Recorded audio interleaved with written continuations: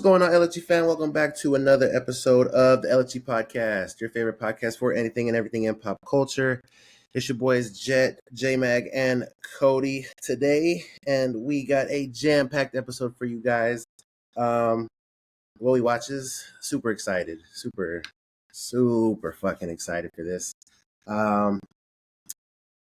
Demon Slayer.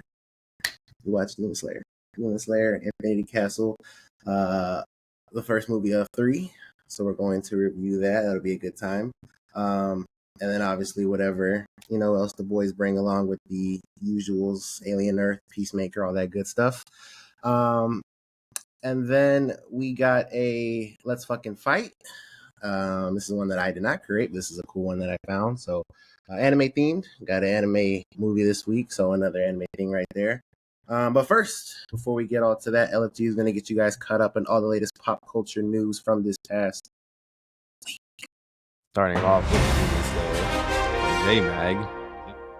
The movie Demon Slayer Infinity Castle crosses 300 million at the global box office. It grossed 33 million on its domestic opening day, biggest ever for an anime.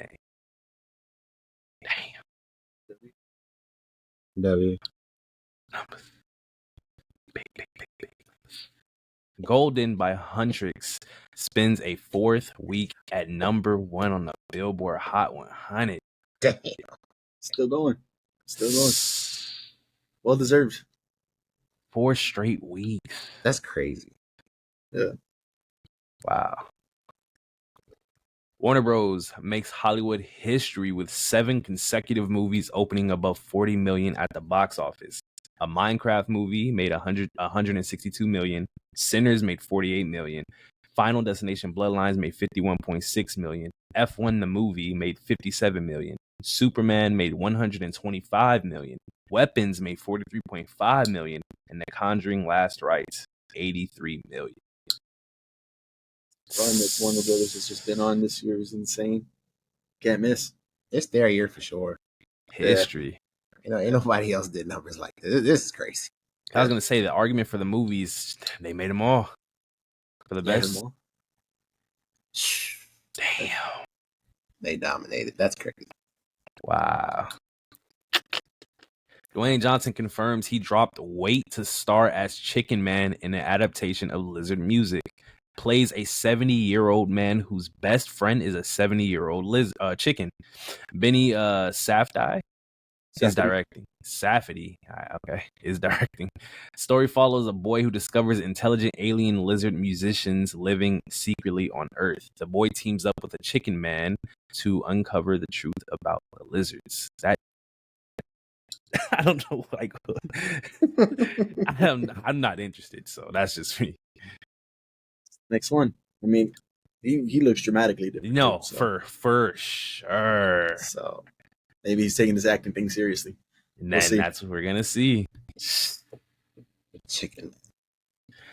Michael Caine is coming out of retirement at 92 years old to star with Vin Diesel in The Last Witch Hunter 2. Isn't that the movie? I feel like, yeah, right? I'm tripping. That's why I brought it up, too. Yeah, Cody wanted to put this on his movie of the week like a long time ago.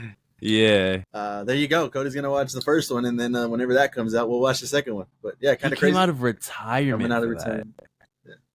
That's kind of crazy. This is the argument that I've had before. Like, do these niggas really retire?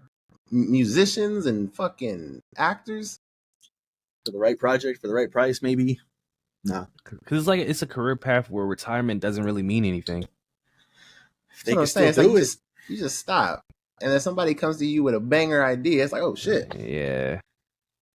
Sounds kind of dope. But, I mean, shouts out to him. Obviously, one of the greats. The Last Witch Hunter 2. This is very interesting. I don't want to spoil nothing for you guys because, I mean, obviously you guys are going to watch it now, but very interesting. This is the project he decides to come out of retirement for. Yeah, okay. Because I was like, why this? And then Vin Diesel, I don't know. We'll see. Yeah. We will see. Marlon Wayne says the modern horror movies they'd like to spoof in Scary Movie 6. Nope. Heretic, Sinners, Long Legs, Get Out, I Know What You Did Last Summer. Wow. Hey, as long as it's like the other ones, we good. Add the Conjuring. Some people in the comments, not mine. Add the Conjuring in there. Add weapons in there, and yeah, he's cooking. Oh, imagine weapons! Oh my god, they all those kids running everywhere. Yeah, they would go insane. I saw something. I don't know if it was true. But that Anna Faris and Regina Hall are coming back for this. I don't know if that was. If that's true, accurate. But yeah, if that's true, like that's huge. Like this might work. Yeah, for sure. The only one I haven't seen on this is Longlegs, so I gotta go watch that one just to get the references and stuff. Me too. And we all know what happened with that.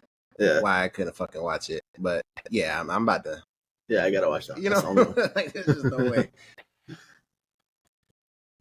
And Marlon Wayans reveals he will return as Shorty in Scary Movie 6. There you go. So, I mean, maybe they got to be coming back, right? If Shorty's coming back, Anna's gonna be coming back, and yeah, so there you go. Damn. Pretty cool.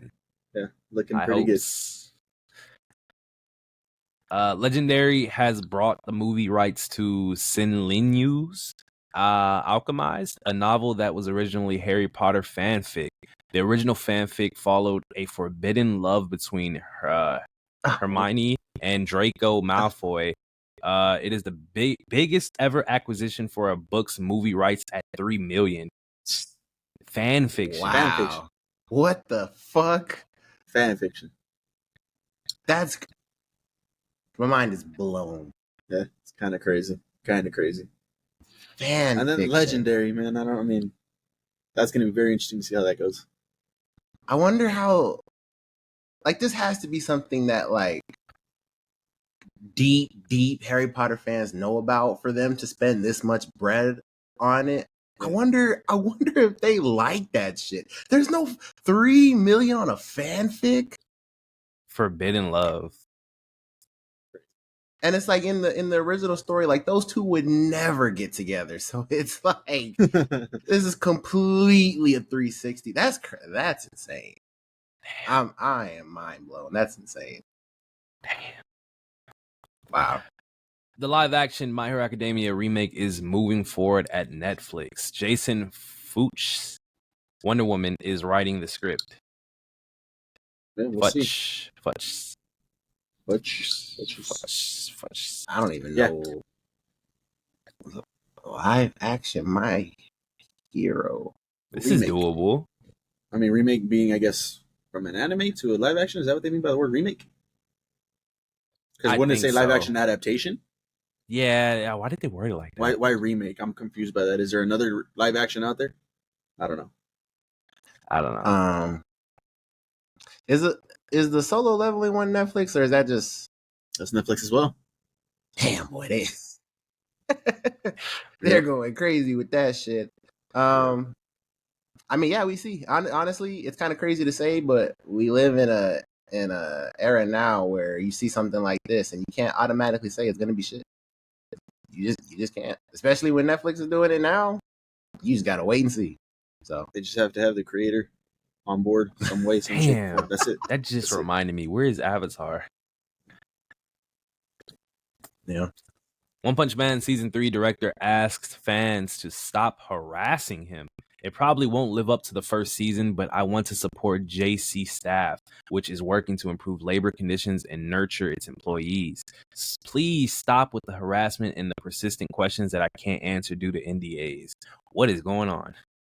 Leave the man alone, man. I don't know if this has to do with where's Season 3 or what's going on with their employees, but I mean, leave him alone. I guess he'll give us information when he can. They're fiending that bad for that? Which is if that's what it is. Yeah, that's why. Labor conditions. And he started with it won't live up to the first season. It probably won't. Yeah. Damn. I don't know. I mean, how many times realistically can you do One Punch Man season where he's just kicking everybody's ass? I don't know what's happening in the manga or anything, but that's what I'm saying. Like that, I don't know what people expect. But yeah, that's interesting because obviously no form of harassment is right. But I just wonder what's actually going on, like what the fans are doing or saying, because I mean, if it's to improve labor conditions and take care of the employees, I mean, I'm all for that, obviously. But you have to go about it in a respectful manner. also. So yeah, I don't know. That's crazy. Indeed. And there is more for JMax news. A24 is nearing a deal to buy the rights for Texas Chainsaw Massacre. First project will be a TV series produced by JT Molnar and Glenn Powell. Yeah, there was a list of them that we had brought like last month, and it looks like A24 is about to win with Glenn Powell. So, hell yeah, that's a W for me. Yeah, we definitely got to see it though, because yeah, as we were talking about the fucking era of good live action anime, it's the same thing for A24. Like, just because it says A24, that shit is not guaranteed to be a hit. And case in point, Opus. Damn, I liked it. J-Mag liked it. Yeah, well, damn. Cillian Murphy was asked if he has FOMO from not being cast in the Odyssey. I have Romo, relief of missing out. What? I can't wait to see it. If any director in the world could tackle the Odyssey, it's gonna be Christopher Nolan. Romo is crazy. It's a big project. Like, man. is he saying? Yeah, is he saying it's so big? Like, I'm glad I didn't have to be a part of it. Because if it's a miss, like, is that what he's trying to say? I think it's maybe work wise. That's a lot of work. That's gonna be a lot of hours, a lot of days, long days. I don't know. Maybe that's what he means, but yeah. Because he didn't elaborate on that at all. I have Romo. That's it. Oh, man. Henry Cavill has been injured while training for the Highlander movie. Production will now be delayed likely to 2026. What are they doing over there? Get shape for that Highlander. No, yeah, crazy. I think this was a show. I don't think it was a movie. I think it was a show. Forgot. We reported on it a while back. But yeah. Speedy recovery to Henry, and can't wait for that project to get back on track and get released. Yes, sir. Indeed. Universal boss Donna Langley says it was a bad idea to send the Fast and Furious franchise into space. I'm sorry that we did that. Why did you do that? That's the question. Why? That shouldn't have happened. I think he followed it up with like, that's a genie that we can't put back in the bottle. So. I mean, yeah, y'all was already messing up when y'all did the whole military shit, and they was doing missions, and I'm like, and now you're out of space. You can't. I think it's insane to apologize. It is insane to apologize. You went this far, you let it go on that long, and now you're gonna act all brand new. I'm sorry. Done is done, bro. Just I want to move on. Because the people that actually have problems with this franchise had more problems before you went into space. Exactly. So, it just kept escalating. Why? There's people that love that shit. But that look, you went into space. They make money, bro. Every time they release a movie, it makes money. So it's like in the next 2 decades, when they do the remaster of all these movies, not all of them, obviously, but when they go back to the origins, like 20 years, and they start going back to racing, that's just gonna be fire. That's the next one, supposedly.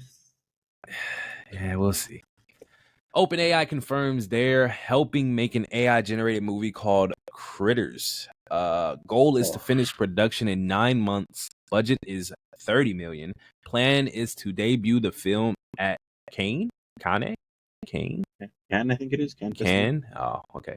Paddington 3 writers penned the script. They're now casting voice actors. Art will be fed into ChatGPT 5 and other image models. Critters reflects the kind of creativity and exploration we love to encourage. This is interesting. Well, I got my box office flop whatever year this comes out. Damn. I mean, I'm not saying that's a crazy thing to say, but I don't know, man. They got a lot of faith for a reason. 30 mil, that's it. Bro, looks like a kids movie. Hate AI, man. There's no shot. Yeah, but it's getting to a point where people don't even know what is AI anymore. And imagine a movie where they actually like put in the time to make sure it's perfect. You know what I mean? Because they're actually making a movie out of it. This would be the first, right? Yeah, this would be the first all AI movie. So like, and obviously it might be bad. I'm not saying it's not. I'm just saying with people actually working towards it to be good and not just let me throw AI out, this could be something crazy for the future. That's not even my argument. Like, I'm not saying it's gonna be good or bad. I just know people fucking hate AI. So like getting people to support this and buy tickets for this is where I'm like, I see what you're saying. Well, maybe, but I mean, there's at the end of the day, they still got kids, and I'm sure this is a kids movie. Yeah, who's voice acting it too. So Critters, come on, that's like what, 9 and under. We'll see. See what happens. Breaking Bad star Raymond Cruz has been arrested for spraying neighbor with hose. Cruz was washing his car and asked the girl to move out the way. When she didn't, she allegedly got sprayed and believed he did it on purpose. You can get arrested for spraying water on somebody. It's kind of crazy. I mean, especially if it was on his property, it sounds like. Yeah, it sounds like he was washing his car. He just, she wouldn't move. How do you get arrested for that? I mean, obviously, there's probably more context we don't know. Yeah, maybe. Yeah. Yeah, because it's wild. Universal has registered domain names for Super Mario Galaxy movie. A Nintendo Direct is happening tomorrow. That was posted September 11th. At the time of doing this was the day before. The next day, they dropped the teaser trailer for it. So, yeah, we got a Super Mario Galaxy coming. If you guys haven't seen the teaser trailer, go check that out. Pretty cool. They're going to space. I don't know. I'm excited for them to go to space because once they get to space, there's some things they can maybe do, branch out, connect universes. That'll be pretty cool. Yep. Yeah, Smash Bros. Coming. People love those Galaxy games. The PlayStation 6 is expected to have a much simpler design than the PS5. I thought the PS5 was simple.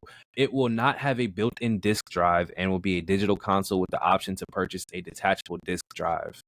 I mean, I get that in terms of production because at the end of the day, not everybody, I feel like a lot more people were buying digital, but obviously the detachable drive is something that if you want it, you can have it. Because I was going to ask before I read that, like, are they just planning on getting rid of physical discs? But clearly they're not. I think that's slowly going to be a thing, though. But yeah, for sure, it's pushing that way. And with the same current issue with people not owning their games, it's more movies, of a problem. Games, yep. Movies, games, all that. Watch 7 not even have the option to have a disc drive. That's it. I'm telling you, 7 it's going to be all over. digital.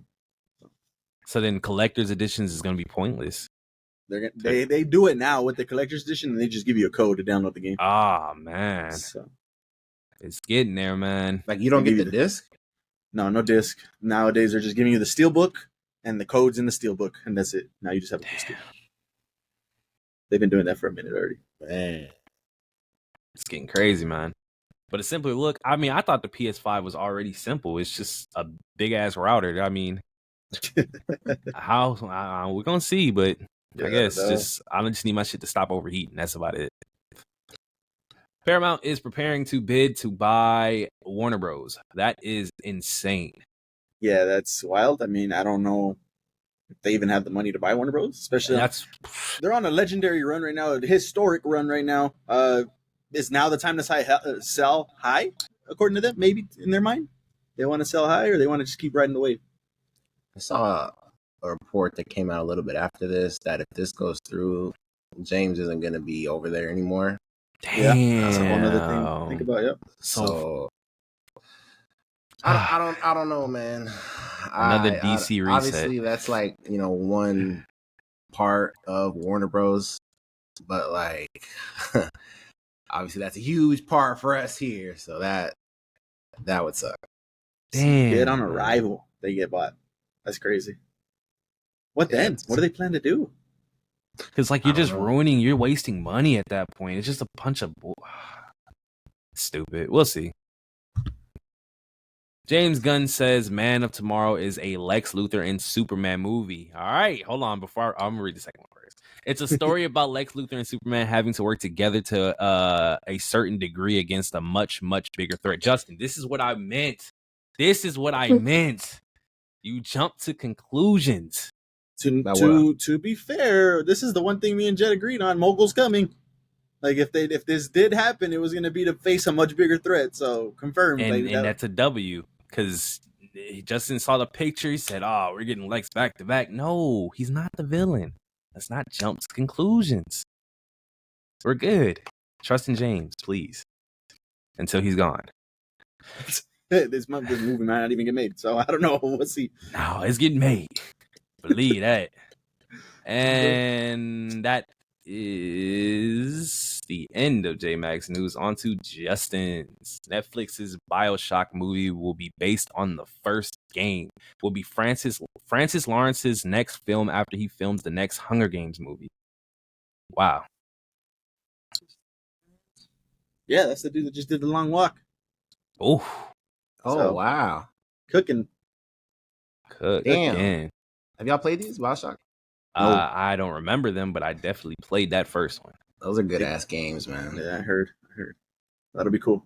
Damn. Yeah, I can't wait to see what they do with this. That's dope. Damn. Good director behind it too. Yep. The Wizard of Oz at Sphere is reportedly grossing $2 million a day. Execs think it could make over $100 million within a year. Over 90% of the film has been touched up with AI. There you go. Fans are paying $200 a ticket. They're talking to Warner Bros. About licensing other films, including Harry Potter, I'm assuming. Yeah, that was the end of the sentence. Maybe it was Harry Potter. Who knows? I'm telling you, that was the end of the sentence. But, okay, two things. Obviously, that's a lot of money, but the AI thing. See? People don't give a shit. A whole movie made with AI, though, is different, in my opinion. I know, you're right, but 90% is still a lot. Some people, they don't even probably know that, though. That's my That's the point. thing. And you think the general audience is going to know that a movie for kids is fully AI? Exactly. I think They're not going to promote know. the fuck out of that. Yeah, I do. We'll see. Because it's looking interesting. Robert Pattinson and Skylar Gisondo will reportedly star in A24's crime drama Primetime. Follows a journalist who takes on the underbelly of crime in a unique way and changes TV forever. Reportedly inspired by To Catch a Predator. Is Jimmy Olsen over here doing his shit over here? Is this what we're doing? This is that show that they're talking about over there at the DC? I guess. They're doing They just they're doing said- everything but connecting these. They said, we're going to bring Batman back, but Yeah, we got he's Batman. not Batman. We got Batman and Jimmy together. But I did Yeah. like you doing detective work. To a detective and a journalist. In a journalist movie on A24. We That's will hilarious. see. Jujutsu Kaisen Modolo Chapter 1 has officially released on Manga Plus and the Shonen Jump app. This is a spinoff? To my knowledge, yes. J-Mac, they called me crazy when I said that Jujutsu Kaisen ended fast as fuck and there was still shit that they could do. They called me crazy. Here we fucking are. More shit coming out. This is interesting. Wow. Hey, I'm there for it. Oh, Is there this it like one a chapter. real picture of the people? I Sure hope is. obviously probably is. Sure They is. look dope. Buddy's holding Earth. Exactly. This is very, very interesting because, oh man, I don't know why I got chills. I'm gonna look that Oh up. shit! I don't know how you're gonna feel about this. Do you guys want me to read you the description? It's got one line of description. Read it, gang. Y'all ready? Mm. Jiu-jitsu sorcerers and aliens. Hear me out though. Because I don't see it as an issue because I feel like the world of Jujutsu Kaisen seems like it has a. Again, this is like weird because did they explain? You guys are caught up, right? I'm not. Do they explain where this sorcery comes from? I don't believe so. I think it's just It's in just the something that world, they've had right? in the world. Okay, so this is my point because not everybody has it. We know that, and it's a very little small portion of the population. This could just be a not a prequel, but like this could be more in depth on sorcery, and that would be amazing. And if it came from aliens, that would be crazy. Look, I haven't seen Boruto, but obviously you guys have told me about the alien shit there and how I made it so bullshit. So Yeah. this will be my experience with anime and aliens. Something like this, I think. But see, no, and it is similar, and I'm not finna try and like sugarcoat it. It is very, very similar. It's just in Naruto, like you have a whole show of ninjas. You get to the end with the perfect end villain, and you just say, "Fuck it, we can't beat him. We're gonna turn him into the fucking alien god." It was crazy. It was for sure the storytelling. Like, okay, yeah, like they went the man. whole story, and obviously it's Naruto and the Naruto Shippuden, so really two stories, and then just at the end, oh, there's fucking aliens. Like it was, I don't know, and then. They built up Madara, and then Madara lost because of it. Like it was crazy, bro. It was so crazy. But as I'm saying, when it comes to this, I feel like this. Obviously, I don't know, but it feels like it makes sense. Like, could aliens play a part in why they have jujitsu sorcerers? And this is very interesting. So. Yeah, I mean, well, there you go. Next week will be what I read. Chapter 1. Damn. yeah, it's just crazy. Like they I don't know if you remember, but I made videos about that, and they were in the comment sections, just calling me crazy. There's nothing else to explain. All the characters are dead. Like there's nothing else to do. And that's crazy. It's anime. They make a new villain every time. Like, what are we talking about? Because when people get biased, they don't care. They don't care. But it looks dope. We'll see. Because I don't know who the fuck this trio is. So they do look dope though. This cool. Man is still crazy. Yeah, that looks crazy. He looks so crazy. That's got to be the alien, right? There's no way that motherfucker's holding Earth. Oh, interesting. That's got to be. I don't know. He's doing the Earth. She's doing the ring, and he has the sword. Katana. Yeah. More on this next week. Data miners have discovered that loot boxes might be coming to Marvel Rivals. How do y'all feel? Well, I don't know the validity of rival skins. Okay, just gonna say that outright. Okay, but if this were to happen, obviously the layout of how everything is functioning right now in that game when it comes to getting shit is going to change. I would imagine, unless this is a totally different thing. But I don't know. Hopefully not. That's all I'm gonna say. Hopefully not. Yeah, if they change their whole system on how to acquire these skins, which is mainly what they're doing, it's not gonna work. That's gonna be an upright, like a riot. It's the same. This is the way first Overwatch was at the beginning. You could not buy what you wanted. You had to hope you got the fucking luck of the draw. You got what you wanted. If this is just a system that's added on top of what we already have, and they're throwing emotes in here, maybe they're throwing in those shaders for the different skin colors in here, and they're free, you can earn them, because Rivals does a phenomenal job of making just about everything free. Like, you can earn shit for free. Pretty cool. And if they just do that, fine. That's just more shit for us to have, for sure. To cool. I'm with it. But if they change their whole economy system and their whole everything the way it works, that's what it can be. No, that's for sure what it can be. And to their detriment, we've already seen that some decisions they make are not for the best, in our opinion. So again, this is a wait and see situation. A wait and see, even if it fucking happens. But yeah, there's a way that this could be. I wouldn't say good, but not a negative. Yeah. So we'll see. Jurassic World movie is reportedly in the works with Scarlett Johansson as the lead again. Okay, that's fine. Yeah. I don't care. Y'all got me. Y'all got me last time, and I was super excited for it. Nah, I don't give a fuck. I really don't care no more. All right, you're not gonna go watch it? Who, me? I mean, probably we have a whole pop culture podcast. I'm gonna let y'all know if it's good or bad. So that's just what we do around here. But I don't really give a fuck about this. So there you go. But no. It was that they were saying Peacemaker it has implications or something like that into Man of Tomorrow. Oh yeah, that's what it was. That they're yeah, that was the okay. So this is new. Yeah, this is new though, because he's saying you don't need to watch Peacemaker, which is crazy to me, because what was we got to know what was said. It was that Peacemaker wasn't it just last week? That's what I'm saying. It was it is last week. It's right here. James Gunn says Peacemaker season 2 directly sets up Man of Tomorrow. Exactly. So, and I understand it now. Like, you don't need to watch it, but why wouldn't you tell them to watch it? Because at the end of the day, our general audience is watching what's on TV. They're not doing that for the Marvel shows, right? They're not doing that to go watch the next MCU movie. So I guess he's just saying it's going to set it up. If you guys would like to watch it, it's there. This is our foundation. Yeah, but you don't have to understand what's going on in that movie to watch for sure. It, so let me finish the line. The quote is, "You can watch every project by itself, of course, but Man of Tomorrow and season 2 of Peacemaker are very, very connected." That very, very. Two berries. Very, very. I'm going to watch them both. We are watching them both. And more on this later, because things have changed. Gotta, because connecting this quote and obviously the one from last week, the way that he is going to be able to do this has to be masterful storytelling. Because that's crazy that they're very connected. You don't got to watch that bitch.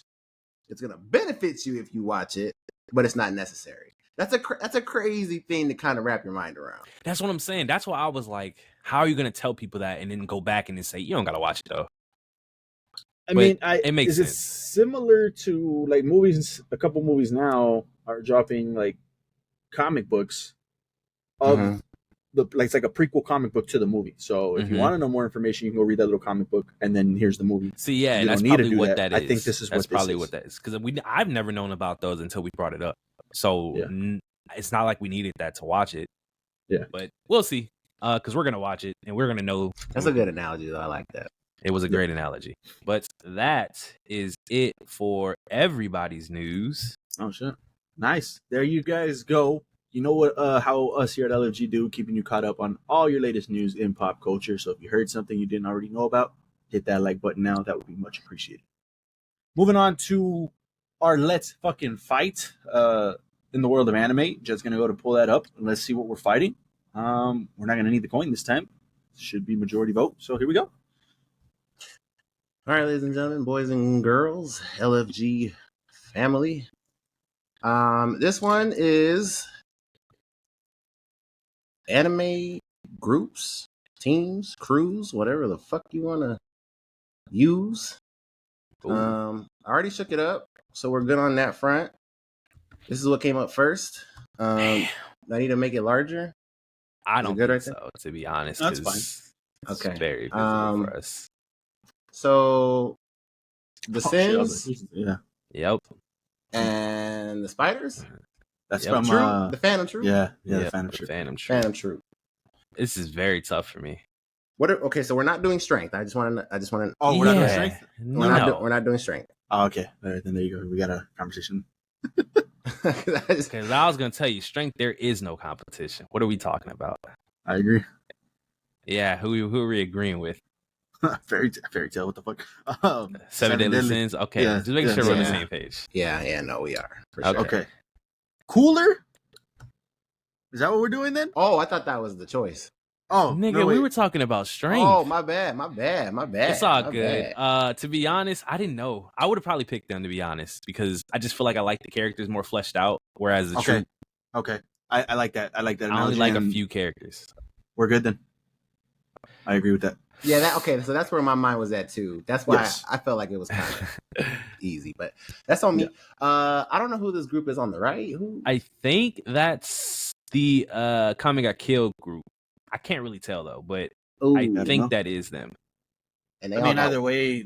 Yeah, either way. Either way. Up against the Z Fighters, my guy. Yeah, it's the Z Fighters. Come on. Z Fighters. That's the crew. That sucks. That's tough. That's tough for Demon Slayer, man. Okay. I was gonna be honest. I don't even think it's. I don't. No, it's not. It's tough for them, bro. It's not a competition. Yeah. No, it's that flag is in the real world right now, going crazy. There's no competition. For the audio listeners, it was the Demon Slayer group, Tanjiro and them versus the Straw Hats. If you've been watching this podcast for any amount of time, I mean, you know how the fuck we get down over here, but. It's so fucking tough. We're gonna talk about it later. Obviously, we fucking love Demon Slayer. That crew's fucking amazing. I'm not gonna lie, we probably got our winner, but we're gonna see. I think so, but I was worried when I saw Z Fighters on the left over there, and then I see the Straw Hats. Okay, I think we'll see though. We'll see. The Kids of the Promised Neverland versus what we got here? What's the name right here, Cody? They don't have a group name. They're just the JoJo Gang, I guess you would say. The JoJo Gang. Cody, I mean, I'll let you take lead. I mean, I'm gonna say the JoJo side because to the other side, I mean, there's a bunch of fake people in that group. It was just the main trio, and everybody else was fake. Don't get me wrong; they started plotting together and listening to them, but the gang was doing a lot of backstabbing, and I don't know, man. There was a lot of fake shit going on. J-Mac, let me know how you feel about that, because I feel like he has a point. Like, if it was just our three. That's a tough conversation. That's a tough conversation. The picture having all of them. They showing all the kids. Him saying backstabbing and shit. We can't have that in the crew, bro. We're a crew. We ride or die for each other. Nah, we can't be doing that. I agree. The JoJos move on. Oh my god. Senku and them versus the Espadas. You say, "Oh my god," but I mean. Oh, okay. I see what you're saying. Yeah. Okay. I get you. Cause Who's the spot of this? Is that a Bleach? It's a villain group in Bleach. Yeah. Aizen and them. Yeah. I'll let you guys take lead on that. What do you think? I mean, if we're being fair, they are cooler, but them niggas ain't no group. Okay, I'm about to say, is the backstabbing going on in this group as well? Because that's the way I think we've established in that group, man. Okay, then I think we gotta give it to Senku, and then those motherfuckers, they're loyal. That group. The Shield Hero gang versus Gon and them. Hero completely. So I don't know what they got going on over there, but I know Gon and them 10 toes. Yeah, they ride for each other. Yeah, they ride for each other. You got it. You got it. Man, fuck. Well, what's on the right, bro? Because the left is got some crazy shit. No, agreed. That's why I'm kind of. Yeah, this is. But I love all four of them over there, though. Nigga, he's talking about the other list, like the other side. Oh, yeah. What's on the other side? Because we got Cruz on the left that like. Fair. I don't know. I don't know. I already see one group that ain't finna make it out, and I'm gonna be so biased. Oh my god. This is Fairy Tail. Listen, in all reality, J-Mag, you got it. Yeah. If we're just being honest. Yeah. The Gotei 13 is fake as fuck. Oh my mama, they fake. Nigga, Aizen's in this picture, bro. Like Aizen is. None of them really fucks with each other, if we're being honest. Fairy Tail, bro. They literally will die for one another. They are some of the strongest knit crew, I think, bro, in all of anime. I'm seeing fake niggas all through this bitch. I'm telling you, bro. Yeah, there you go. Is that Sinbad? I've never seen that anime. It's the spinoff, the one that came after. It's called Magi. Okay. I'm sending them through. Really? This little trio right here. Fuck these niggas. They never had chemistry until the very end. Sakura's fake. Sasuke left. Naruto was the only 10 toes, and obviously Kakashi. But besides that shit was not a trio, man. Sai fit better in that group than Sakura. Jet?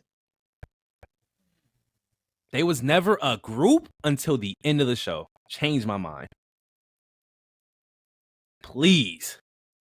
I will give it to you if you give me a solid reason, bro. But they was never a group until the end.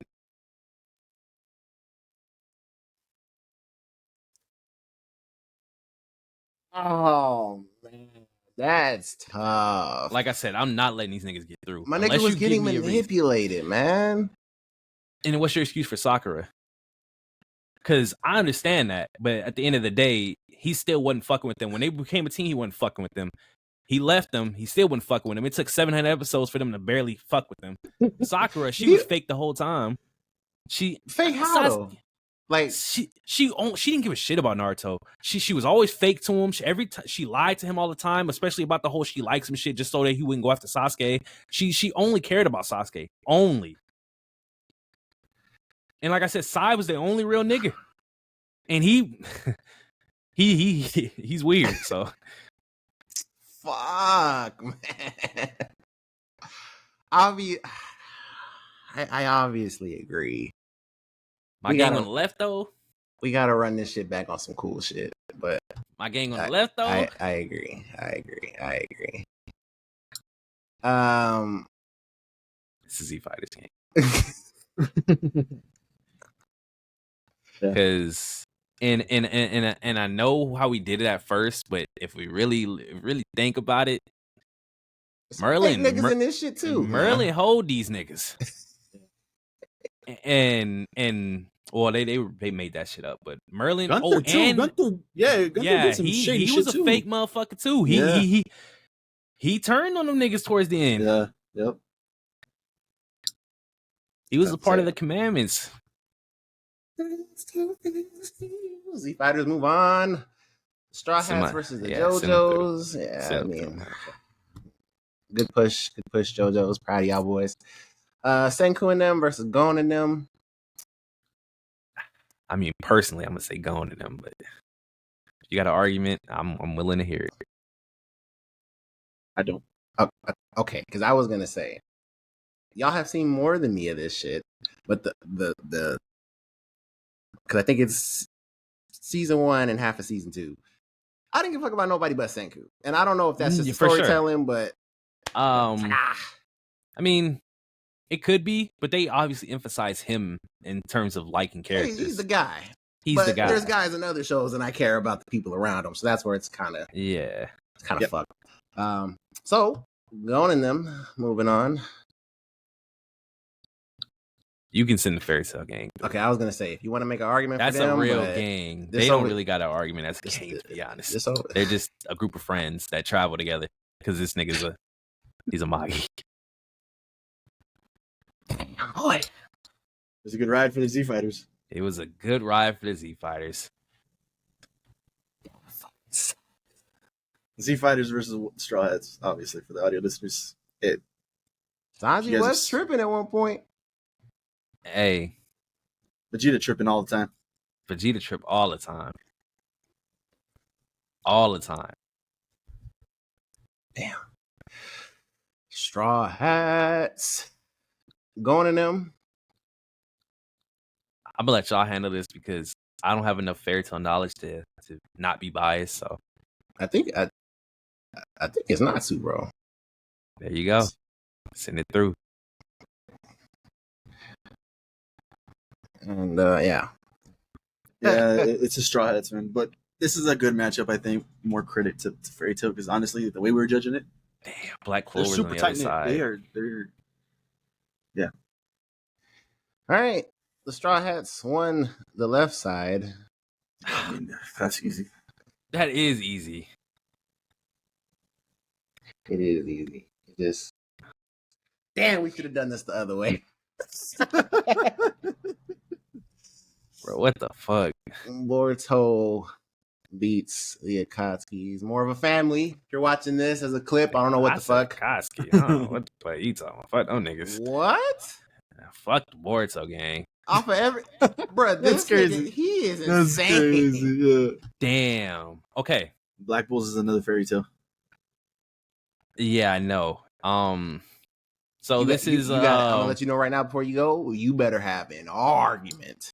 You guys are probably because you guys are both picking Black Bulls anyways, right? Because I'm gonna listen to you. It's because it's not much I can really say. You have to watch it to understand. It's the same shit, you know. They're both a group of people like that are family, like literally to the end. Like these niggas die for each other, but like I know Black Bulls are gonna win. I can't. You have to watch it. I can't like. Damn, it sucks that they're both going. Though, so that's what you would still go on the left. Yeah, I mean, I would still go Black Bulls. I feel like they have more time together for sure. So that's probably what the edge is, to be honest. That they have more. We were thinking about the same fucking time together. Yeah. Soon as they knew homie was in trouble. Yeah, they pulled up. That's what I'm saying. Like insane. Yeah, it just sucks to see Gio and all of them go, man. Damn, that's tough. Well, listen to me. For the audio listeners, haiku, however you say it, and Food War chefs. I don't know if they got a name, but yeah, it's them. Team. They're a team. I mean, they're literally a team, but I don't know. I haven't seen. It's because it might be haiku, and it's just because of the fact that they're not really a group. They're just a group of friends, you know. It's nothing like that. Nothing serious. Don't get me wrong. He's fought food wars for some of them, but like, it's just him. You know, the rest of them is just friends. They do shit together, but it's not like a team. They're not beating them, for being honest. They're just friends that go to school together. I got that nigga in class. What is this? That looks like. Oh, that's My Hero. Oh, My Hero. That is My Hero. The League of Villains. Damn, I've heard about. They ride for each other. They do. They ride for each other. They do hard as fuck. Like in their minds, they're family, man. It's. I don't what. Tell me about Assassination Classroom. I haven't seen it. I've heard about it. It doesn't. from what I've seen from both, I don't know if they added more because I think Assassination Classroom is 2 seasons. They're not beating them in my mind, and if you're with me, that confirms it. Because them niggas on the left, they ride for each other. Yeah, they do. Yeah, it sounds like they finna go pretty far. I ain't gonna lie. We'll see. Okay. 10 Commandments is crazy. Team Urameshi versus the 10 Commandments, 7 Deadly Sins. That is a crazy looking picture. Is that on a video game? That should look kind of 3D. Do you guys have an argument for the 10 Commandments? I don't think so. No. Okay. Because there's no arguments for sure Team Urameshi, but I was willing to hear some shit out. But we'll see how far they go. Oh, so what Fire Force. Yeah, but I don't know. What faction are they? What's the number? Don't they have numbers, right? 7? Something 7? like that. Company 7 or some shit like that. Yeah, Company 7, yeah. Why am I blanking on this anime? Soul Eater. Yeah, Soul Eater. Versus the kids from Soul Eater. 8, Company 8. Company 8. Company. I've seen Soul Eater, but that was back in the day. Yeah, I love Soul Eater. I loved it too when it came. Yeah, hell yeah, that's a great show. Damn, Fire Force. You know what's so crazy? No, be quiet, be quiet, because I know what you're about to say. It's so crazy that it's here. Yes, though. I know. Like, that is so crazy. What are the odds? I know. Where off of that, I'm going Soul Eater. What? Off of that, I'm going Soul Eater. You got to pay respects. That's so crazy. What are the odds? Jimmy, where you going? I'm going Fire Force. Damn. I haven't seen enough of Fire Force. That might have hold them. They got 3 seasons of Fire Force, and I think they just announced part 2. Yeah, of that 3rd season. Yeah, I'm gonna go Soul Eater as well. Got to get back on Fire Force for show. I've seen this character before. Armed Detective Agency. That's Class 1A. Yeah, that is Class 1A. And that's Class 1A moving on. Yeah, we know how they get down. Sorry to the Armed Detective Agency. That's why am I blanking on this? What is this? Yeah, I know it too. It's what the fuck is it called? Hanazuba.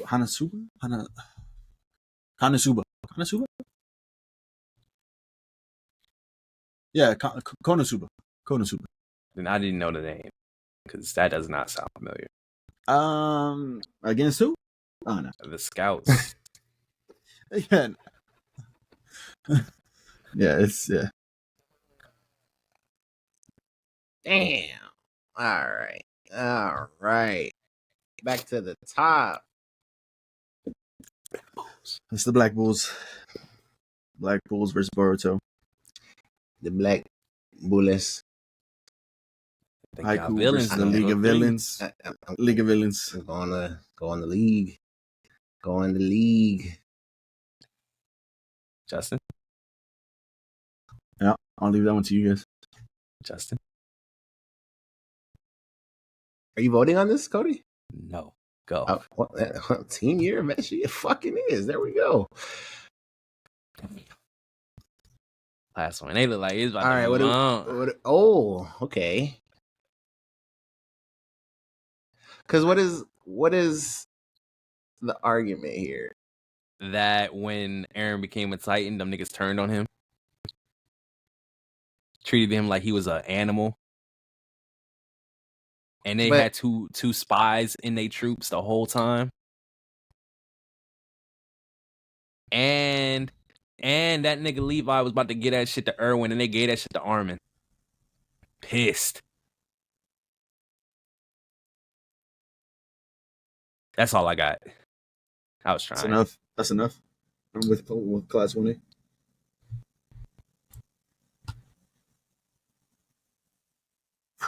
This is I need y'all to, because I'm Black Bulls, obviously, because I haven't finished. But I'm not gonna.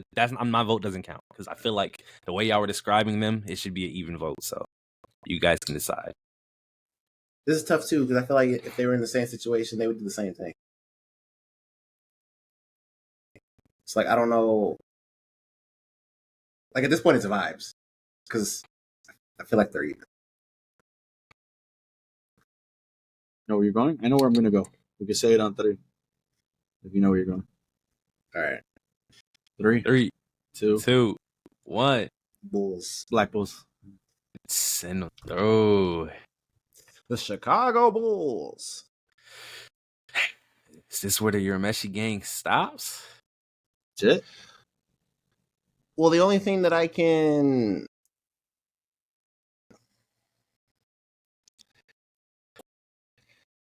Okay, so I'm going to be fair. Because on this side, he was in the group, and he didn't do any backstabby shit.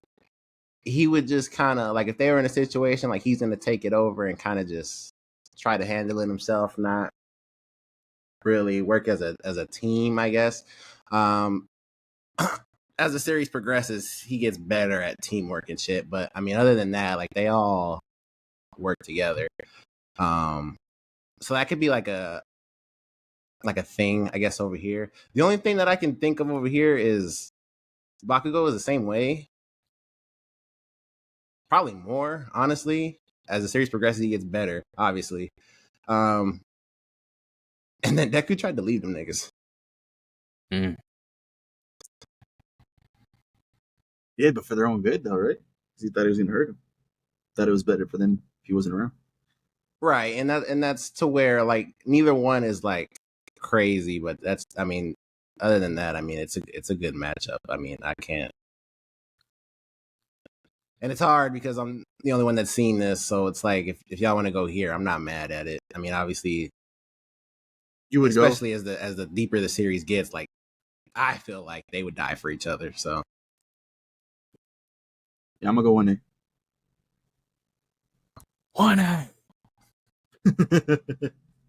All right. Yeah, this is where I think 1A. Damn. Yeah, man. Black Bulls. I think that scene just, I think it just takes over, bro. Like they were ready to kill him. Yep. They had swords to neck. Yep. They're just students. Just kidding.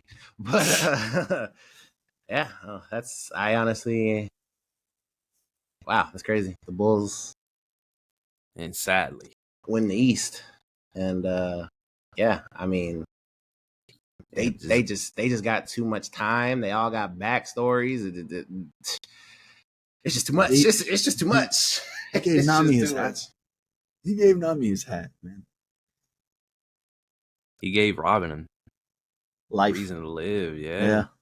Luffy wasn't gonna eat nobody else's food until Sanji came back. Out there starving in the rain. Jinbei's not in here in this picture, but he should be. He gave him his blood. Blasphemy. Blasphemy. Nigga, that was against the law. Blasphemy, bro. Damn, that gave me chill. I forgot about that shit. Oh my god, One Piece is so good. Damn. Yeah. Oh, it's One Piece, man, and there's just so many instances Jed already alluded to. Nothing happened, gang. That shit was unfair. There you guys go. Let's fucking fight. Cruise. We did it just to remind y'all. We did it off of family, strength of the crew, not literal strength, but like how strong their bonds were, things like that. Not aura, not fucking aura, coolness, none of that shit. Because it would have been different. Yeah, insane. There you go. Straw Hats takes home that one. Let us know what you guys thought about that down in the comments below. Who would you guys have had winning that contest under our rules and stipulations there? Outside of that, I mean, you guys can choose after that. But yeah, there you go. Definitely let us know what you guys thought about that. Moving on to our what do we watch, what do we play, or perhaps what do we listen to this week? A lot of stuff here. Personally excited to get to. Before we get into the usuals, Cody, anything new? Nothing new. Jed, anything new? No, actually. Okay. I have one new one that I actually just got back from today. The Long Walk. I went to go check this one out. This was on my list of still anticipated after the July month that we had. I don't remember if this was number 1. I think it was number 2. Can't remember. But yeah, very excited to go watch this one. Rating off rip. It's a 10. It's a 10. This is a phenomenal movie. This is a phenomenal storytelling. It was immaculate, the storytelling. Because at the end of the day, it's the name of the movie. It's The Long Walk. And yeah, we see it in the trailer. There's and how they like to say it in the movie, they're getting their tickets, cashed in, tickets punched. And yeah, that's happening. But for the most part, it's conversations, it's dialogue, it's letting us know these characters and their history and things like that. And they did it so well that even though only one person can win this long walk competition, and people are going to be getting their tickets punched, it's still, and in my case, got me emotional when I saw certain characters get their tickets punched. It did a phenomenal job of just solidifying this bond between these characters. And I think it was like a group of 4, and even outside of that group of 4, they're talking to other kids, other people, and getting their stories, and it was just phenomenal. I will say, because Mark Hamill said this was like his most evil character, and this whole competition exists for the betterment, at least in their words, of the country. It's to boost morale, to see somebody that's from the slums, from that's poor, winning all this money, getting a wish, and it inspires everybody else to keep working, keep growing the country, and maybe they can do that too. But compared to his Joker villain, I don't think it takes that. He's phenomenal. He's great. His voice is just one of a kind. You hear his voice and you just get chills. And yeah, he definitely does that here. So he did a fantastic job. But as far as for his most villain type of thing, I don't think so. I think that still goes to Joker. For me, the steal of the show, and there's 2 great performances here by the 2 main actors, Cooper Hoffman, who plays Raymond Ray, and then David Johnson, who plays Pete. Fantastic. The steal of the show, though, is Pete. Phenomenal performance. And the whole movie, I'm like, where do I know you from? Where do I know you from? And it's not until I looked up his cast and see what else he was in. He's from Romulus. He's the synthetic from Romulus, Jet. The brother. Oh, the black dude? Yeah, the black dude, the brother. So he stole the show. He stole the movie. Him and Ray did a phenomenal job. But at the end of the day, I would have to give it to David. Great performances from the entire cast. Like I said, man, it's just insane storytelling. The ending, I think is a bit of a surprise. And I think at first I was like, oh, kind of just ended right there. But I love what they did with the ending and the way that a character kind of switched up a little bit on their whole development that they've been giving us throughout this whole movie and how he decides to end the movie. I thought that was an actual kind of crazy way to end it, and I really enjoyed it. Like I said, it got me emotional, got me invested in these characters, and I can't praise this movie enough. I think it's got a 94 right now on Rotten Tomatoes. So yeah, it's killing it, and it's well deserved. I cannot wait for Francis's next projects as a director. He killed it. So yeah, The Long Walk, phenomenal movie. I think it's very, very worth checking out in theaters. If you guys haven't seen it, do yourselves a favor and go check that. So if you guys have seen it, let me know your thoughts on that down in the comments below. But yeah, that was it for the new ones. We'll get back into the group ones here. Peacemaker Season 2, Episode 4, Need I Say Door. We'll let Cody start it off here. Okay. Again, have not seen Season 1, but I was enjoying Season 2. I'm at a point, though, where I'm feeling like it's dragging. What are we doing? I feel like I don't see any progression to plot. I saw interesting points, obviously, because it is interesting, but it's just, I feel like we're just dragging. We're just getting whole episodes of literally nothing. I'm getting to a point where I'm tired of it. but not that far. I'm not there yet. And if it happens next episode and nothing's progressed, I'm gonna be like, okay, this show is not good right now. But like, it's definitely dying down for me, and I just need something. I need to kickstart somewhere because I feel like both of these episodes, the last episodes, could have been in one. Because what are we doing? So that's where I'm at. Shit. Yeah, I mean, I can definitely see where Cody's coming from. Again, in a weird way, it felt like a filler episode for the next episode. Again, in a weird fucking way, because I felt that way about the previous episode. So to get like two of those back to back, it's kind of in a weird space. I don't know how many episodes are left in this season. I was gonna ask this, but again, they're taking their time with this world that they're on, so it just further drags home the point that this world is something like serious, and maybe, you know, when it comes to the Superman sequel, maybe this is the setting for that. Who knows? Who fucking knows? But yeah, I can definitely see where Cody's coming from. This episode definitely was not the best of this season. But I mean, the metahuman. I forget the name. I forget the fucking name. What's her fucking name? I don't know. But yeah, it's okay right now. It's okay. There's 8 episodes. This is episode 4, so we're halfway through. Lord. I do miss the days of where a mid-season episode was fucking peak. They used to do that a lot in Game of Thrones, and like, oh shit, this is the mid-season finale, and that used to be a thing, mid-season finale. But yeah, I agree with everything you guys said. This absolutely just felt like we hit a wall. Wasn't a bad episode, but story-wise, like Cody mentioned, it just did not progress much. We just moved the door, and now we're in a cabin. That was the whole episode. That was it. Yeah, he told Adebayo about what was going on and new person coming into the fold, but that's it. We got some comedic scenes in here. I mean, it's Peacemaker. Obviously, we're gonna get those. Yeah. And I laughed at them. You know, it is what it is. But story wise, yeah, I agree with everything you guys said. It's just we hit a wall, and it's unfortunate. I've been saying it for the last 3 weeks. I can't wait for the rest of the season, and then just still waiting for that. Still waiting for that. So we'll see. I hopefully from here on out, it's go time, and let's go to Earth X.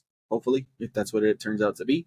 And let's see what's going on over there, because I'm excited for that part of it and to see how this is going to connect to Superman, you know, and all that. But this episode was definitely the weakest. Oh yeah, that's very unfortunate. But yeah, I think that's it. I don't think we got any more thoughts on that. Anything else? Yes? No. I mean, yeah, we'll see next week. We'll see what happens. Come on, Peacemaker, you can do it. You can do it, man. Just for real. Get us back on track next episode, and let's get back. Like into this is like the perfect example of what shows do nowadays when they drop 3 episodes at once, and then like, you know, it brings a story together. That's why they're dropping 3 episodes, and then at the end, like, or maybe that last episode is some fucking fire if the first 2 were like set up for it.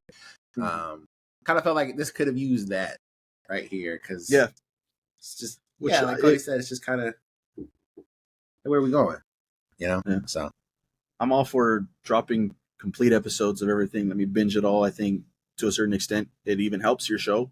Let's just watch it all and all take it in together. And if you're not going to do that, let's at least do this, 3 episode chunks, 2 episode chunks, so that we can get more of the picture and not feel like, damn, that was a waste of week. We wasted this whole week. Just for that. Fuck, that sucks. So it just sucks because it's like shows being shorter than 10 episodes. At least give us something to talk about if you're going to be a weekly episode show. Like, we don't have nothing to talk about. The episode was literally moving the door. Like, what's the conversation? Like, we're waiting a week for nothing. The episode's name is literally Need I Say Door? And that's it. Yeah, like, damn. Perfect title for what this hell was. This is insane. But just give me something, man. We'll see you next week. Stay tuned for that. If you guys are still enjoying it, if you guys like this episode, definitely let us know why you like this episode and your thoughts on everything so far down in the comments below. It's Peacemaker. But let's get to another show here that is doing it week to week, but they are doing it perfectly. The right way. Alien Earth. This is episode 5? So 6. Episode 6, The Fly. Jet, I'll let you start it off this time. Go ahead. What do you think? I mean, you're a man of culture. I'm already knowing this. I don't gotta, say too much. I mean, another fucking banger episode. Another banger episode. So much in this shit. So much in this episode happened that I'm trying to remember. If I try to do it right here, I'm gonna be all over the place. Buddy getting fucked over and falling into the enclosure. Yeah, the enclosure. Insane. I was a little pissed. I was like, why are you putting the food in there like that? Just put it in and close the door. With his chin and shit. Yeah, and then he's walking all the way in and then he's got to push it in. But he's a kid. Mm-hmm. They've already established this. Kid mind. Perfect storytelling. I don't have an issue with it. Was I pissed off? I was, but he's still a kid. That's what kids do. They don't think right. They're just doing the task. So however they can get it done. So yeah, no issues. But yeah, he the food that they were giving him, I noticed it too, was like fucking nuts and bolts and electronics parts. I was like, oh shit, yeah, like wood, and it just felt like he was just trying to give them like a hodgepodge of things because they don't really know what to eat. So he's just trying to test it and see if maybe he'll take this, maybe he'll take that. That's kind of how I interpreted it. I took it as maybe that's what they eat, like just electronics and pieces like that. And him going in there, I was like, "Oh shit, you're a fucking appetite. You're a meal, bro. Like that's what you're what they eat." So and obviously that's what it was. They cooked him. I don't know if he could even be brought back. Maybe he's uploaded in a server somewhere, get a new body. I have no idea. I didn't even think about that. But yeah, as of right now, he's gone. So, but that was crazy. That was absolutely crazy. No, yeah, that was crazy. The whole sit down with Boy Cavalier and yeah. I don't know Weyland Utani. Yes, Utani. That was fucking dope to see. Fucking boy is crazy, man. He's a crazy motherfucker. Feet up on the desk. Dirty ass feet. Yeah. He's the boss when he goes into the room. It doesn't matter if he's in a room with another trillionaire, zillionaire. It's his room. So it's crazy. Yeah, it was a great scene. The scene with Kirsch and Morrow in the elevator talking to each other. I enjoyed the fuck out of that. Yeah, I love when they get together. That both of those actors right there to me are good. They're stoic. They bring like this menacing vibe to them. Obviously, we know what what's his name? The one we've been talking about. You just said it right now. The whole Kirsch. No, the other one. Morrow. Like we obviously know what he could do, and Kirsch. Yeah, so I love that scene too. Yeah. And Kirsch, he's pulling strings, man. He's watching all this shit go down from his fucking thing. Yeah, he's got his tablet up. He's like, all right, everything all right? Affirmative. Everything's good. What? Oh, shit. What do you mean everything's good? So, yeah, he's got his own plans, apparently, or from what it looks like. So, going back to that pen scene and all the creatures breaking out, which we'll get to right now, too, I was like, let my boy out, man. I need my eyeball out. I need to see what's going on here. I'm like I said last episode, I'm invested in him. I want to see what's going on with that creature, with that alien. He's fantastic. He's just playing the game because, if I'm not mistaken, he was the reason that he kind of fell in there because he got spooked because he hit the glass. He fucking headbutted the glass and scared him. Whoa! See, things like that. It's like, are you not good? Are you just a feral creature, or what's going on here? So it's just weird. I love how they're keeping us on our toes with that. It's cool. Yeah, no, that shit's awesome. I loved seeing the fucking the premature, the baby fucking xenomorph, and then we see him again. Yeah, the toddler xenomorph, little tail and everything. I don't think we've ever seen that shit before. That was crazy. And then when we see him again, he's bigger, and it's like, damn, he's growing fast as fuck. Yeah, that shit is crazy. That was really crazy to see because I think in all the movies, they're either come out the chest and they scatter away, and that's it. That's all we've seen. By the time we see them again, they're full-born, full-grown xenomorph. And for us to see the little infant, or not the infant, the toddler-sized one, that's insane. So that was really cool to see. Yeah. No, yeah, that shit was cool. And I don't know. I don't think we really talked about it, but how they name these episodes. That's one thing that's like I love seeing why the showrunner, the director, picks the title for an episode. There was a couple cool things that you can pick where it's like, okay, maybe it's the fly creature, which is probably the obvious pick, or when the boy Cavalier is doing that stupid ass fucking thing in the ship where he's pretending to fly. It's really cool, man. This show is just beautifully fucking written. Yeah, it is. It is. I don't know how many of these there are. I'll look it up right now, but 7 by next week. Yeah, they are just firing on all cylinders. Talk about a show that's doing it right when they're doing the weekly format. They're just giving us something to talk about. This one has 8 episodes as well, so we got 2 left, and I'm like, damn, that's unfortunate because I want more.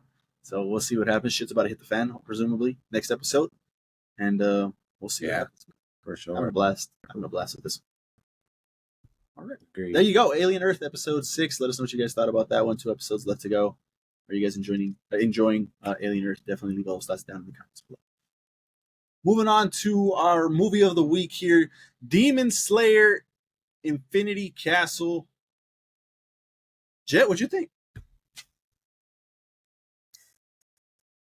I have been fighting back and forth in my head between a 9 and a 10. And you're just going to have to help me decide clearly by what you say, because I have a strong feeling about what that point takeaway could be. So I don't know. I'm fighting between those two numbers right now. I myself had reservations about this just because Jet had told me, I think somebody on Twitter was like, this is 90% flashbacks. And I was like, damn, well, at least we got 10% new shit, right? But I shouldn't have doubted Demon Slayer. Mugen Train was fire. And I let that comment of 90% creep into my brain. Like, damn, did they not fire? No, they fired that shit. They phenomenal. This is a 10 for me personally. Animation is on point, as we know Demon Slayer is. Not only is it on point, but they ramped it up here, and they had some insane, beautifully animated fight scenes going on. At one point in the main fight scene, the score of the organ, the Phantom, I think that's what the instrument is called, where the Phantom of the Opera is playing that shit, that big ass organ. I'm pretty sure that's what it was. That was beautiful. I could not, I was like, wow, I was mind blown by that. And then that fight scene right there, they poured everything they had into that fight scene because it looked phenomenal. Like I said last time when I watched Neza, they did some shit with animation, and to me, they still did. If you guys go watch that movie, the scale of what they were doing with the animation was insane. But Demon Slayer, what they did was almost just as impressive. Like it was insane what they did. So yeah, I really enjoyed this. Getting back to the point of flashbacks, it wasn't 90% flashbacks, but there is a lot of flashbacks. Now, to me, when you say flashback, in my head, that means shit we've already seen. They're retelling. That's to me what I think of when I think of flashback. Now, there are flashbacks in this, but the flashbacks that they're telling us are backstory between Hashira, or backstory between one of the upper moons, or just backstory on other characters in the movie. It's new knowledge. It's not retold. So I didn't mind that at all because it's all new information to me. I'm gathering all this. It's new storytelling. It's new lore, and I enjoyed all of it. Yeah, the score, the animation, storytelling for me was phenomenal. Emotional as well. And that's where I'm at. I'm at a 10, and then we'll get into spoiler talk right now for those that haven't seen it. But yeah, that's where I'm at. So, anything else, Jet, before we get into spoilers? No, that's it. It can just be there. Okay. The first thing I'm going to say here, when we saw this fight, and this movie is long, I will say that, but by no means did I feel like it dragged. I was invested in everything. I was locked in on everything. And I guess before I get into what I actually want to talk about, this movie gave us, I want to say, the balls to kill a Hashira. And maybe to a certain extent we were expecting that, but I wasn't expecting it that fast. And I wasn't expecting it that soon. They killed the insect Hashira And I wasn't, like I said, I was not expecting that, bro. Like, she died to Upper Moon 2, and I was like, damn, she's gone. That first hot should have gone. So that really took me by surprise. She was on a whole mission about her sister. She came to fight the demon that killed her sister, and she tried, but that's fucking Upper Moon 2, man. Like, what that's fucking insane. So I was not expecting that. I don't know if you want to speak on anything on that before we get deeper into the movie, but yeah, crazy that even happened. Yeah, I'll speak on that since you're there, and then I'll go to my what I was fighting back and forth in my head. Yeah, them starting the movie like that was ridiculous. Yeah. Was insane. Obviously, that's not the first scene, but that's like the first major like plot thing that we get to. That fight was fucking phenomenal. Yeah. Her going through all her fucking poisons, him starting to talk shit to her, and she didn't waste no fucking time on that first slash. He didn't even finish his sentence, and she said, "Yeah, fuck that," and stabbed him right in the fucking eye. I was like, "Oh my god, this shit is crazy." And yeah, their whole fight scene was dope, man. And I'm thinking like, okay, this is probably gonna end, you know, like, or this movie is, because me, J-Mac, we have not read the manga. We don't know how it's gonna go. But I'm just thinking like, okay, all the Hasuras are gonna have a tough battle, but they're gonna, you know, defeat the Upper Moons that they have to fight. Fuck no. Shinobu got worked. Yeah, she did. Shinobu, and that I really liked her character from watching the seasons that we have seen, and when she went down, I was like, fuck. That shit hurt. And she wasn't a side character like that. Yeah, no. This is time that Tanjiro and Zenitsu and all our characters have spent time with. Like, she's been on screen for a good amount of time, and for her to just get got like that, I was like, wow, that's insane. And it's really cool. I've said this on the pod, but one of my favorite things about jumping to One Piece is whenever the world is reacting to something that happened. I really love that in anything, but One Piece does it amazing. And they did it here in such a cool way. Whenever something would happen, they had the crows that were following, you know, everyone and going all around the castle. And when Shinobu died, the crow was telling everyone, and we don't see it right away because we're at like an aerial shot of Tanjiro and Giyu running. But once we get that fucking face reveal, fucking Tanjiro is just like, he is just has the waterworks out, man. And I almost did too, boy. That shit was crazy. See, I don't know if you want to add anything to the Shinobu fight, but yeah, that was great. Yeah. On a long list of standouts, that was a standout for sure. So yeah, going to what I was talking about in the beginning, my thing is that, and I was telling Andrea this, and I don't know if she agrees with me because she loved the movie and I loved it too. But where I'm kind of like having like a internal conflict is that I loved all the content of this movie, but it didn't feel like a movie to me. It just felt like I watched like either a long ass Demon Slayer episode or 5 episodes of Demon Slayer back to back, and I couldn't hit pause. Like I just had to keep going. It's kind of weird. Like I don't know if you felt the runtime, even though I loved everything that I was watching, but I did feel like, okay, maybe we're going to stop right here. Fuck no. We talked about this in the party, like that shit kept going. So that's why I don't know, like as a movie, it just kind of has a weird feeling to me. But again, like I said, I'm conflicted because everything that I saw, all the content, the music, the animation, the fight scenes, and I saw this shit on you know, on a Dolby screen, and that fucking screen is huge. So watching Demon Slayer like that with the sound in there and the bass booming and the music playing, like it was all fucking phenomenal. But I don't know, it didn't feel like a movie. And that's 100% a choice. That's exactly what they were going for. This is ripped straight out of the manga from what I've heard. This is how it goes. This is how it's going to end. So, I don't know. Just judging it as a movie, it's just kind of weird for me. I was going to just say, is that because of the fact that the first movie was just episodes? And now that your brain knows that you saw this movie and you just took it as episodes too, so it felt like that? But the first one felt like a movie to me. was a movie, and then they decided to make it this arc and split it up into episodes. That's what they did. So I felt the runtime, but I didn't feel like it wasn't a movie. Or I could get what you're saying though. Now that you're saying that, but thinking right now back on it, I don't think I had an issue with that. Like I thought it was perfectly fine to me, but I did feel the runtime. Not to say that was a bad thing, but I could tell like, oh shit, this is kind of long. And we'll speak on it right now. But they got to a certain character, and I was like, oh, this is where they're gonna end, because I didn't know this was gonna be a 3-part movie until Jet told me this, that they have a 3-movie plan for this. And I was like, okay, this is where they're going to end this first one right here. And the second one, we're going to start with this.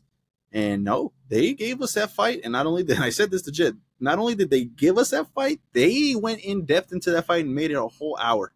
So I was like, oh shit, okay. So I definitely felt the runtime, but not in a bad way. Not in a bad way. I was aware of it, but to me, it was still good. Before I get into the final fight scene that I want to talk about,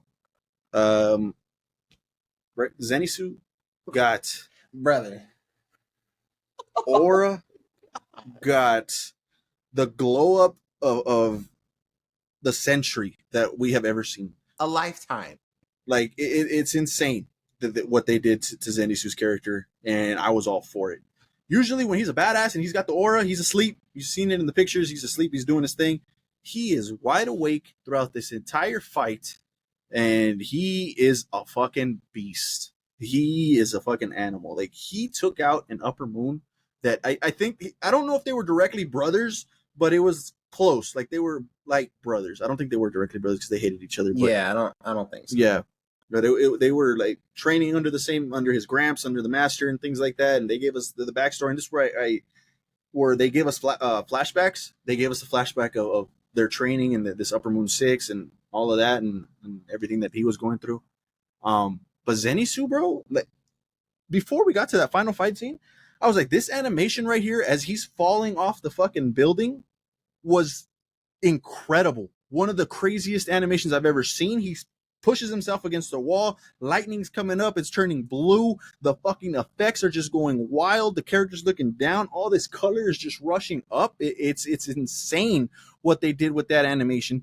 And then they add in this lightning dragon of this new technique that he created. And there was only supposed to be 6 breathing techniques. He created a 7th and killed the fucking Upper Moon. Like, it was insane. And that scene right there was phenomenal. I loved everything about it. I was mind blown at that point. I was like, wow, this right here was worth the price of admission for me. Like, that was insane. J-Mac, what I tell you, like, because something in the back of my head is like, when you have characters that you're already proving are this fucking strong, like, I'm watching a fucking Hashira struggle with these Upper Moons.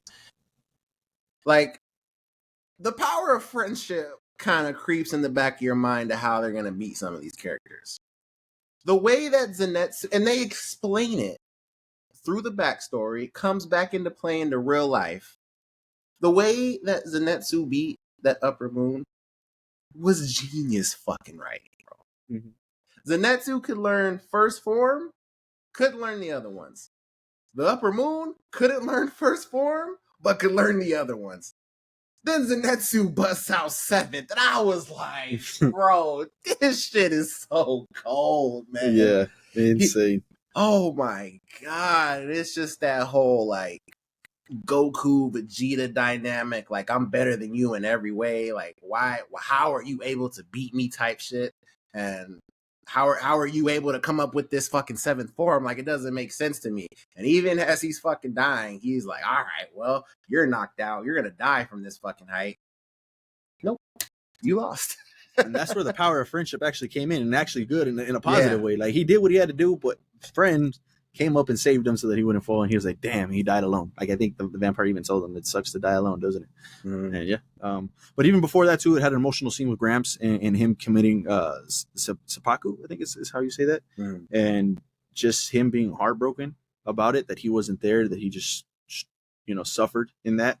And then getting what I assume was heaven in their respective world, and getting to see his grandpa and talking to him and trying to go to him on the other side, and he's not saying anything, but at the end he's like, "You are my pride and joy." I was like, "Oh my god, yeah!" So phenomenal scene, not only with the aura but with the emotions. I thought that was fantastic. So yeah, that was great. Okay, but then we get to the scene that I was talking about, where like, oh, okay, Akaza, the villain from Mugen Train, comes out. I'm like, all right, we're ending right here. This is insane. They gave us a little, which by the way was fucking incredible. Like they showed Tanjiro, this motherfucker, they even said it, is on the level of a Hashira now. And he was able to handle business a little bit and dodge shit and move around to where he couldn't do that before. And him and Akaza had a little back and forth. And I was like, all right, well, this is where it's going to end, right? We're done right here. We're moving on to movie 2. Nah, they just said, nope, no. You guys haven't seen what we're about to do yet. This is where it's going to get started now. And what they proceeded to show us throughout the fight scenes and the animations, talked about it at the beginning, was just insane. Some of the best animation I've ever seen, just like Demon Slayer does every year. I think they win the award almost every single year at Crunchyroll for best animation, and rightfully so. Fantastic. Now, what I want to say here is, of the spoilers, okay, we're in spoiler talk right here. When they defeated Akaza, I fucking cheered. I was like, fuck yeah, bro, because Rengoku is my favorite character, and it sucks that he got in Mugen Train. Yo, so I was like, hell yeah, Akaza's dead. You got my boy back. He's avenged. But then they decided to give Akaza a backstory that was so relatable to just about everybody on Earth, that the things that happened to him, the things that he was going through, how could you not do what he did? Because if something happens to your family, I can see myself going down that same path that he did. I want revenge for my family and what they did. And I said, oh my God, Demon Slayer, I hated this motherfucker. He killed my dude. Now he's my second favorite character, bro. Like, the story behind him was insane. I teared up too when his father passed, but when he got his master, and his master was telling him his backstory about his wife and what she went through because of the daughter. And he made a line in the movie that was like, it's funny how life does that to us and it takes us down.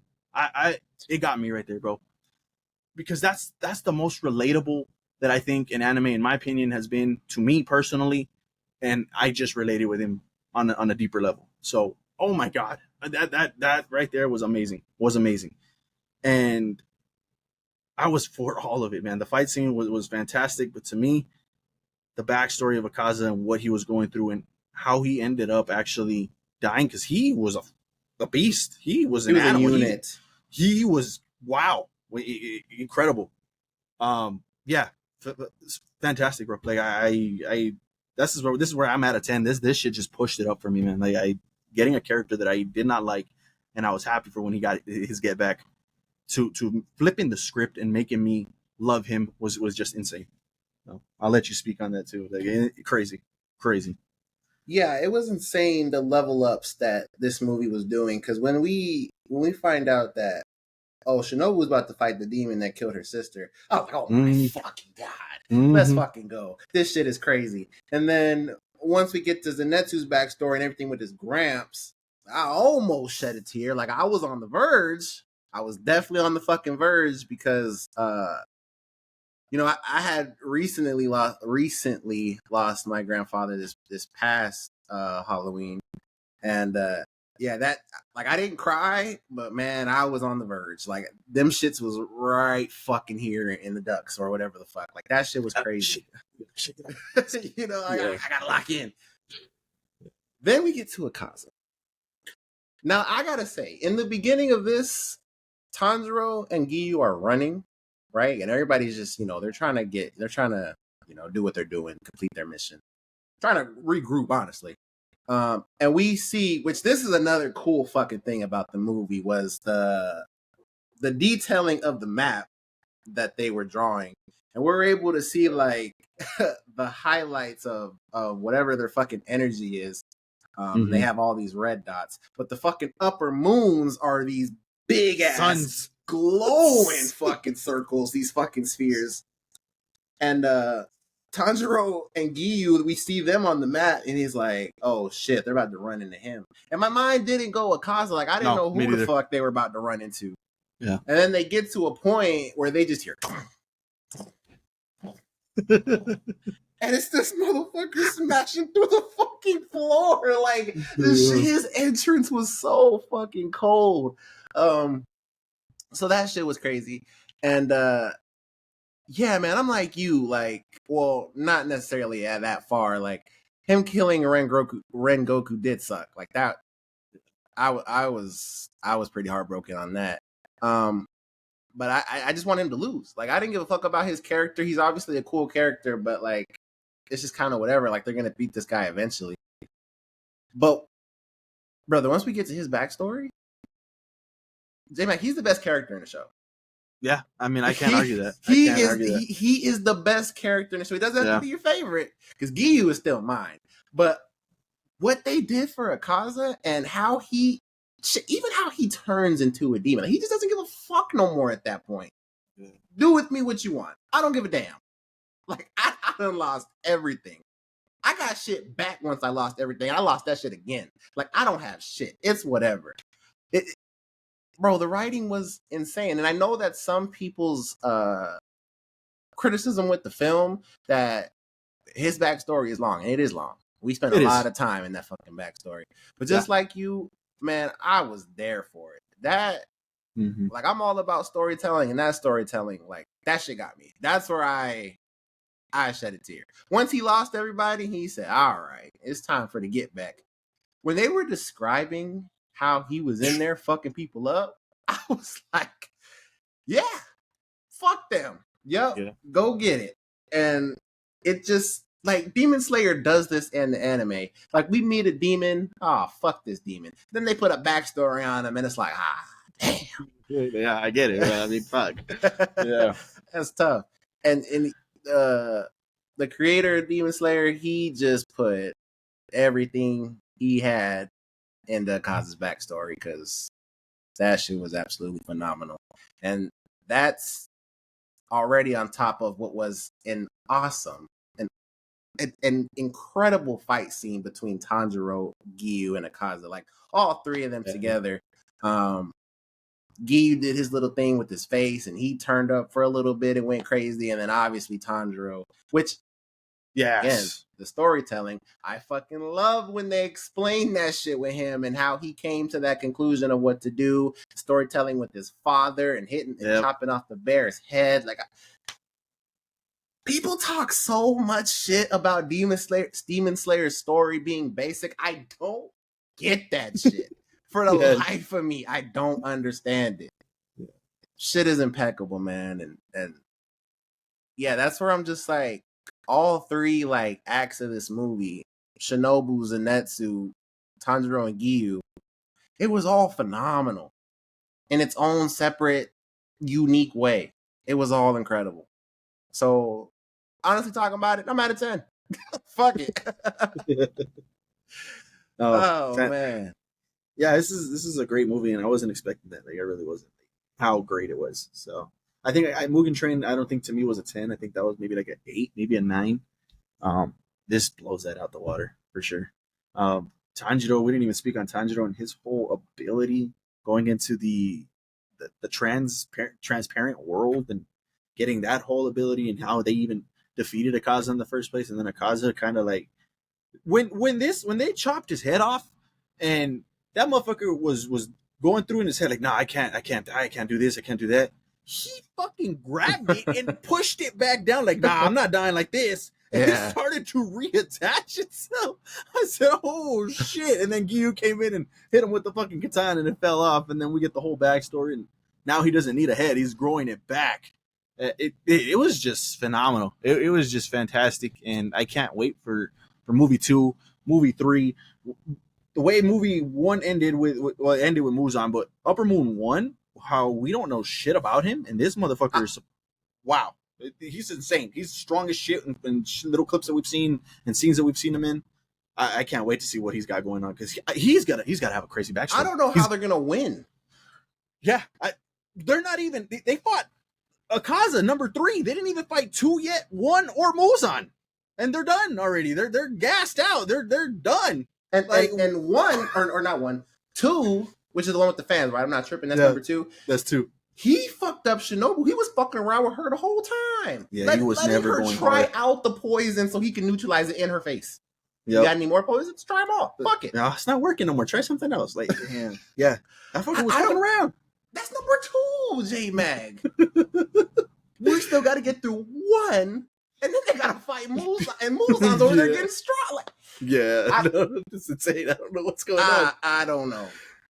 Because they don't even got their master anymore. He's gone. He's gone. So, and I was imagining he's the strongest one out of all of them, but they don't got him no more. They just lost Shinobu. So, unless Buddy with the fucking I can't think of I think it's the Earth Hashira. I think is. But yeah, unless Guillaume. Yeah, Guillaume. Unless he's gonna go crazy, he's got some shit. He has to. And they gotta, jump these motherfuckers, get together and start jumping them. I don't know. But it took everything that Giyu and Tanjiro had to beat Akaza, and they beat him, but he was coming back. They didn't beat him. Yeah, he was coming back. He decided to like, you know what? I'm ready to move on. And I loved that. Dude, yeah. It had to sit with me a little bit, like, he's giving up, but fuck no. That shit made sense. Yeah, it did. That shit fit his character. I got it. But yeah, like I said at some point in this review for the people watching, we have not read the manga. We don't know how this shit's gonna end. For all we know, the Hashras could all die. we don't fucking know. But yeah, this shit was amazing. This shit was a ride, and we're here for 2 more movies apparently. Yeah, all for it. All for it. Oh, fantastic. By the way, the movie starts with a flashback. I think this was the only flashback that they gave us stuff that we've already seen, and it's when Guillaume is talking to the master, and he's talking about the plan and stuff like that. I think the last words that the master said is, "Don't let any more of my children die." And then we go into the Shinobu scene. I'm like, oh shit, well that's out the window already. Like, damn, what a way to just start the movie. It's so insane, fantastic. I loved it. Let us know your thoughts on it. I don't know. I think I've been seeing some pretty like low scores on it. Me myself. I don't know. I don't. To me, I don't see it. It's for sure like the structuring of it, how long it is. Because, like I said, the content, you can't argue with the content. It's S tier. But there would be some times where, like, maybe in like a dragging point of a flashback, I'm like, all right, like I want to get back to Giyu and Tanjiro and them. So I'm sure for some people that might have been ramped up in their feelings, and they just were like, all right, man, let's get back to the cool shit. But yeah, I mean, I just feel like it was all masterful storytelling, incredible animation. The score, like you talked about, the score was fucking beautiful, man. Yeah, fantastic. It was all incredible, and yeah, like I said, seeing Demon Slayer like this again, I saw it Dolby, that screen. I walked in that theater, and I said, "Damn!" I've been in there before, but I don't remember that shit being that big. That screen was huge, and there wasn't no, like, this is the movie right here, and then it's black bar. No, that shit filled the screen, and seeing a beautifully animated anime like Demon Slayer on that was a treat for sure. So, gotta see the next 2 like that. Yeah, they have to. I mean, they could only ramp it up from here, right? Like they don't see them like, all right, we got to downgrade. We wasted our budget on the first one. No, you gotta keep going. So, yeah, I enjoyed it. 10 from me, 10 from Jet. Let us know if you guys have seen it down in the comments below. What did you guys rate it? What did you think of the movie? Leave all those thoughts down in the comments. But that was it for our What We Watches. Let us know what you're watching, playing, or possibly listening to. Like I said, tune in next week. I'm going to have a What We Read. I'm going to read that first episode of the Jujutsu spinoff, so can't wait for that. But yeah, let us know all of that down in the comments below as well. Before we get into final thoughts here, this was a topic that was up last week about the greatest comic book year being 2027, right? With the movies that we're dropping with Spider-Verse and Superman and things like that. I looked it up. I wanted to see what other movie years could possibly be contending. The one to me that stood out was 2018 That year had Into the Spider-Verse, Black Panther, Infinity War, and then some other notables, Aquaman and Deadpool 2. That, to me, that's a banger year. Like, that's insane. So, I think that's the only other year to me that would contend with 2027. And then I think all of those movies right there, aside from maybe, I mean, even Aquaman was great. Deadpool 2, I think, was worse than Deadpool 1, but those are fucking great movies. Spider-Verse, Black Panther, Infinity War, like, insane. So I just wanted to bring that up because last week we had a little question about that. So pretty cool. Other than that, I don't think many years have that. So, but yeah, that's it. Final thoughts, guys, before we head out. Negative. Me either. Right. The Emmys are tomorrow, I believe. So tomorrow's gonna be fucking wild for me between football and that. But that should be fun. So look out for the content that will already be posted by the time you're watching this. And also by the time that you're watching, 2 weeks from the point that we're recording right now, there should be an announcement for you guys on some pretty huge shit. And we can't wait to share that with you guys. So stay tuned. Big things are happening for LFG over here. And it's all thanks to you guys clicking on the videos, clicking on the podcast links and different things like that.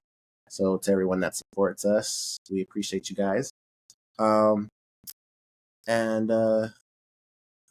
great episode. There you guys go. Another episode in the books. Let us know what you guys thought about today's episode. Anything in the news, in our Let's Fucking Fight, and then anything in our What We Watches. Let us know what you guys thought about all of that. If you guys haven't subscribed, make sure you guys go ahead and do that now. Obviously, there's an announcement in 2 weeks, so follow the socials so that you guys can get up to date on what that announcement is going to be, hopefully. And then for audio listeners, don't forget to drop us 5 stars. That would be much appreciated. But in the meantime, keep it locked here at LFG. We got you covered on anything and everything in pop culture. We'll see you in the next one. Peace.